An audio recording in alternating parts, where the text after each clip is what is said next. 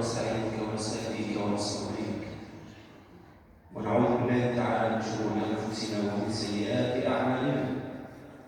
انه من يهده الله فلا مضل له ومن يضلل فلن تجد له وليا مرشدا. واشهد ان لا اله الا الله وحده لا شريك له من اطاعه سدد ومن عصاه ندم.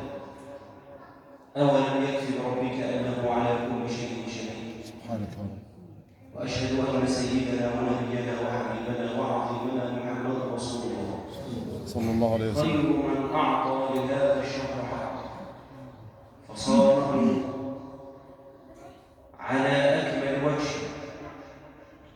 فاللهم صل وسلم وزد وبارك عليك يا سيدي يا رسول الله. ثم أما بعد، أسأل الله تبارك وتعالى أن يجعل جمعنا هذا جمعا مرحوما وتفرقنا من بعده تفرقا معصوما، وأن لا يجعل فينا ولا بيننا شقيا ولا محروما. اللهم لا تجعل فينا ولا بيننا شقيا ولا محروما.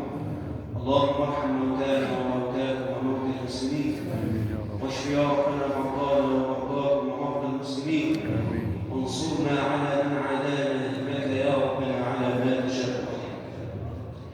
بالأمس إخوة الإسلام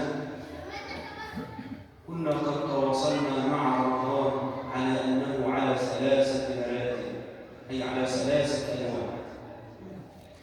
خدنا المرتبة الأولى وهي صوم العوام، وهو مجرد الامتناع عن الأكل والطعام فقط، الأكل والشرب، لكن لسانه وجميع جوارحها مسترسلة في المحرمات. ولما جاءت تلك المرأة إلى رسول الله وعلم أنها كانت تتحدث في الغيبة والنميمة قال لهما تقيأ، فتقيأ من جوفهما دما وقيحا وصديدا. فقال إن هاتان المرأتان صامتا عما أحل الله وأفطرتا على ما حرم الله. جلست إحداهما إلى الأخرى تتحدث في أعراض الناس، فبطل صومها وفسد صومه، فهو ما مجرد إلا الامتناع عن الأكل والشرب. لذلك يقول صلى الله عليه وسلم: من لم يدع قول الزور والعمل به فليس لله حاجة أن يدع طعامه وشرابه. النوع الثاني من الصيام هو صوم الخواص، وهو صوم الجوارح أيضا مع عدم الأكل والشرب. جميع الجوارح صائمة أيضا. ولذلك لما مر الإمام ابن جرير رحمه الله على صاحب دكان فوجده يغضب حينما يناقشه الناس في ثمن البضاعة.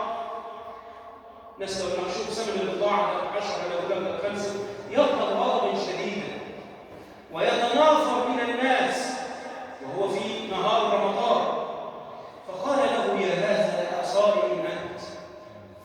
يقصد من ذلك أن الصيام يعلم الإنسان الصبر، أن الصيام يعلم الجوارح الصبر.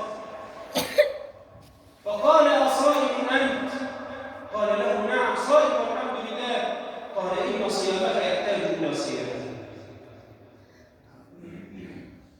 النوع الثالث من أنواع الصيام صوم الخواص الخواص، وهو أعلى مرتبة، وهو الامتناع عن الطعام والشراب، وكذلك الجوارح، وكذلك صوم القلب أيضا عما يغضب الله تبارك وتعالى. وذلك هو المنشود من قول الله تبارك وتعالى: لعلكم تتقون. ودي الغاية التي يوصلنا ونخرج منها من الصيام، وهو التقوى بمعناها الكامل ومعناها الشامل. أسأل الله تبارك وتعالى أن ينفعنا بما علمنا، وأن يرزقنا الإخلاص في القول والنية والعمل، إنه على ما